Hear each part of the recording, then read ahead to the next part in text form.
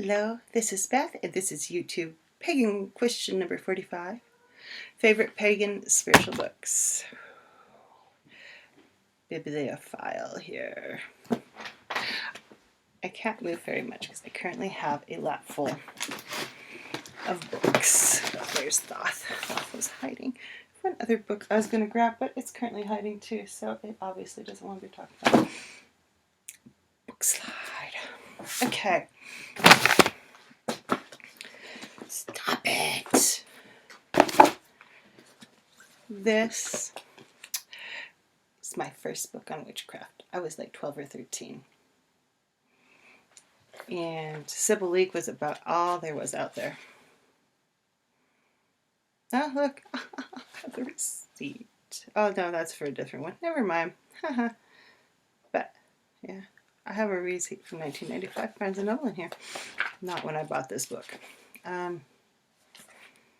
Bleak was where it was pretty much all out at that point in time. One of the few things you could find at your local bookstore. And purchased this back when it was $2.25, and books, actually that was kind of expensive for a book at that point. But she kind of introduced that and introduced me to it. And I was rereading it a while back, and it is kind of dated, but it's still actually an interesting book. And I know there's been some kind of debunking. I don't know. I don't really follow that kind of stuff too much, because really there is some good information in there.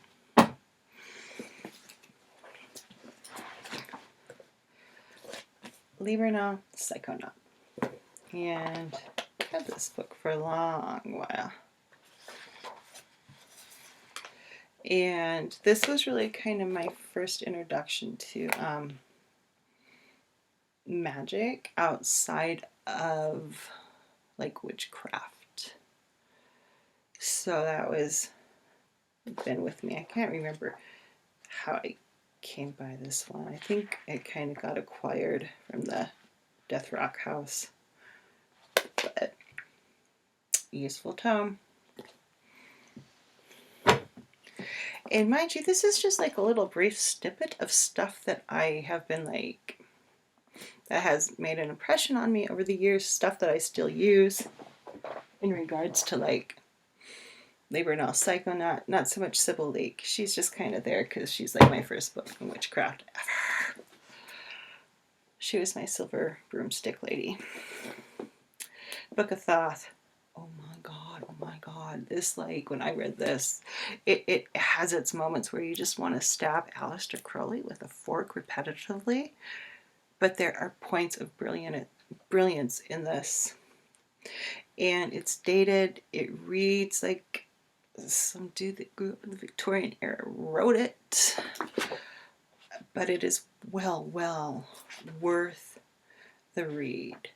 The first time I read it, I just like kind of blew my mind, to use a 60s, 70s reference on Tarot. It opened up a lot of avenues and pathways that no one else at that point in time was talking about.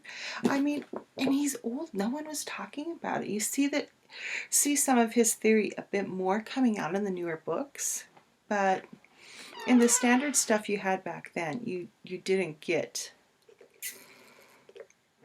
at least what I could pick up in Salt Lake, Taylorsville bookstore at Fashion Place Mall. What, little girl? You hear my cat meowing piteously? Say hi. There she is. Ow. Sit you on a book. So I think it's well worth a read. Some people have a really hard time going through it. I think, too, one thing that really helped me slog through a good portion of this is I'm really well grounded in mythology and have a good grasp of theosophy and how theosophy kind of works, because it's really hard to get away from theosophy at this point in time. Theosophy was just kind of ingrained in a lot of stuff. That was like this, huh, Wilhelmina? So, well worth a read in my opinion, especially if you work with a Thoth deck. And even if you don't work with a Thoth deck directly, there's some good information in there that can be very interesting. There we go, I got you the book. Mary K. Greer, Tarot for Yourself. This is an old copy. It has a new cover. I can't remember what the new cover looks like. I think it's kind of bluey or something like this. Good book, really good book. I have Tarot Constellations, which I don't use as much as I use this one. This is a really nice, good, solid handbook for learning Tarot, especially with creating a personal relationship. There's lots of journaling questions and how to do your year cards, lots of spreads of how to do things in various ways. Deals with reverse cards, has questions to ask for things. It's just for the time period that it was wrote. When was this one? 1984. It's copyrighted. And I do not see this in my local bookstore in 1984. I know that. But really ahead of its time compared to many of the books that were out there at that point in time. Still a goodie. It's still a good reference book, and one that I find myself returning to over and over and over again. Modern Magic. That's it. 11 lessons in high magical arts. I think it's 12 lessons now in the new edition. I don't have the new edition. I have this old edition. I enjoy this book. I am not a ceremonial magician. I think they're all like crazy for all the crap that they're like making and stuff, but it's fascinating to read about how they work and pull things out of their practices of how they work. And especially since kind of starting working with the fallen angels, I've been revisiting some of the stuff like this to have a bit more of a framework to deal with them, because they tend to deal more with those peeps than some of the other stuff I have. But yeah, good book. I would suggest it. He's entertaining. He's not snotty. He talks about how like he started with a bread knife. It's hilarious. So, and I think it gives like there's a is it relaxation? I think it's a relaxation exercise in the very beginning that uses a gold orb kind of thing to relax. And that is just such an awesome meditation. I started using it when I first read this book, and I still use a variation of that meditation today. I call it a variation because I don't remember how he did it. Great book. This is a very dusty Michael James, Mythic Ireland. Very interesting book. It's one of those I pulled out so I can reread. It deals with mythology and geography. And very, very interesting book. And I need to reread it because it's been a very long time since I've read it. But this was kind of one of those books that was a turning point for me as far as like how I thought about things. And I was working a lot in the Celtic British Isles pantheons at that point in time. It has great pictures in it. He also has a book on Avesbury. I also have that. I don't know where that's lurking at though. Does he have a biblio? I often read people's bibliographies to find other people to read. But I was reading a lot of Barry Cunliffe, who is I'm trying to think if I have any Barry up here. I don't think I have any in the room. Reading a lot of Barry Cunliffe's books, who's a historian on prehistoric Britain, UK area. So that kind of all went in hand. This was a very interesting book, though, which definitely needs to be reread. What's that, kitty? I'm getting licked.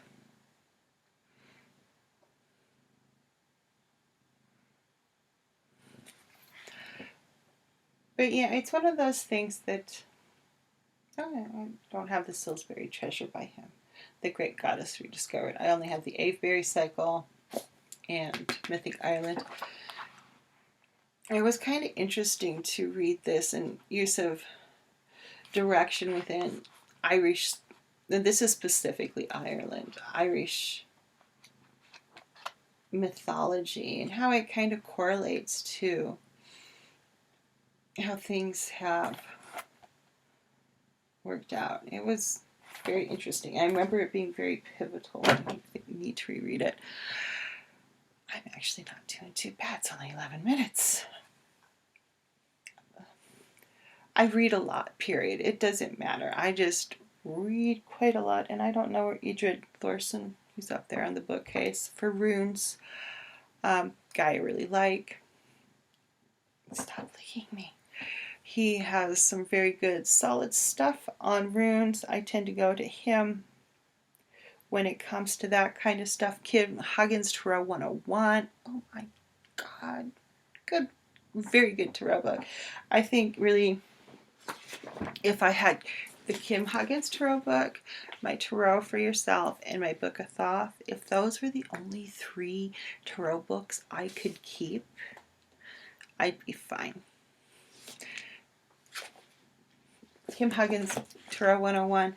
It may say 101, and I kind of just like her title because it's kind of like into Tarot 101 and beyond, because even if you're advanced, if you read Kim Huggins' book, you're going to get a lot out of it.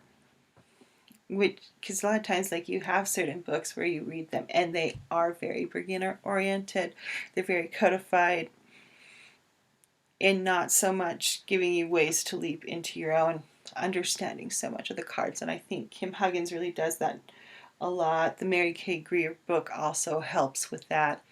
Book of Thoth, not so much, but just because I know the Kim Huggins book does deal with some of the correlations with Thoth. But, you know, forever no one did. I don't know why. It's such an awesome deck. But, Kavai current book, my big green chaos magic book is hiding. I was looking for it. It doesn't want to be talked about. Current book that I am kind of working my way through in a haphazard manner is The Book of Lies. Really enjoying this. It's basically a bunch of essays. It's not a cohesive story, so you can jump about. And in some ways it reminds me of a modern Colin Wilson book, but with different authors. Colin Wilson wrote a book called The Occult, and I can't remember what the other book is that I read by him. Colin Wilson comes off as very dated at this point in time. When I read it in the early to mid 80s, it wasn't quite as bad because it made me realize how far we'd come as far as like language and things like that. Yeah, it's like, what is her Psychic, the lady who wrote Psychic Self-Defense. It has some good information in it, but holy crap, it's so dated. It's so, I can deal with Book of Thoth better than her and her hysterical womb kind of crap she puts in there. And I believe she was a psychologist. I'm like, just because you're involved in magic does not mean you are progressive in the women's rights area or the field of psychology. That was kind of interesting. Talking about women's hysteria, but she didn't really imply that to herself. But Book of Lies, I think it was the first. It was Pop Magic by Grant Morrison. That really, really cool essay dealing with sigils. and talking about things like corporate sigils, such as the McDonald's arches, the Nike swoosh, creating your own corporate sigil. Just some really fun stuff in here, and some more obscure stuff that you don't quite get dealing with things. And some of it, it's like I have remembered tidbits of just because of when I grew up, but not really, you didn't really get a lot of access to things because there was no internet to look it up on. Like Cameron, the Wormwood Star, I remember, I have no idea where I heard about her. Things like that. Rosalind Norden, Pan's Daughter. It has just a bunch of different essays. Very, very fun book. Very interesting book. It has like Lovecraft, which I love Lovecraft, Cthulhu, the Cthulhu Myth, things like that. I think who else? As far as media goes, that's not actually book media. Things like tarot cards, Froude's Fairies Oracle, and Froude's books himself with his art in it, immensely influential as far as fairy goes. I have both his fairy decks, and I'm working my way through the first one, the Fairies Oracle, on this channel through each card, and then probably will, when we finish with that in some 100 years or so, because there's like 63, 62 cards, and one a month. That takes a while. Move into the Heart of Fairy at some point in time, at least on the channel, or maybe the blog. We'll see what happens. But both of those, Froude, as far as paintings in his books go, of giving you this kind of way to get into the fairy, things like that. Oracle cards. You don't really get some of the books on them, but are former media. R.J. Stewart. R.J. Stewart. I really like his work quite a bit. I have several of his books. Some are out of print, some are not. It gets confusing. And a really old copy of The Underworld Initiation, which I probably bought at Sam Miller's. Yes, I did. Used. And one thing I like about him, once again, you go back to that mythology thing for me. And he helped.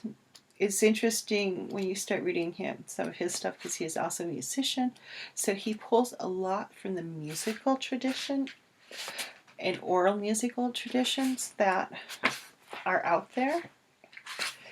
And so you can kind of start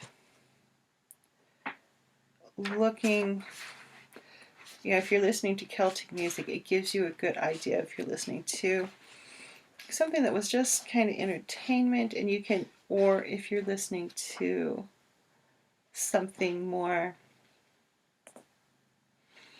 older and what I would call a mystery song.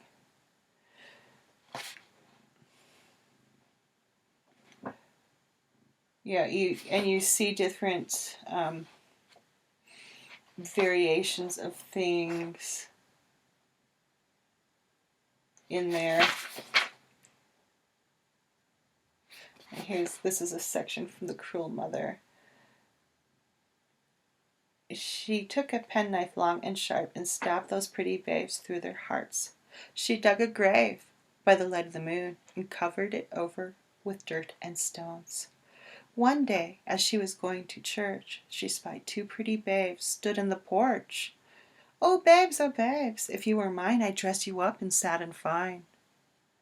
Oh, mother, were we thine, you did not treat us half as fine. Yeah, so you get this motif of like someone being abused, killed, etc. that often occurs. And then you get into the curse where she asks the babes what they see in her future, and they see 7 years of fish in the flood, 7 years of bird in the wood, 7 years in the tongue of hell, 7 more as a porter in hell.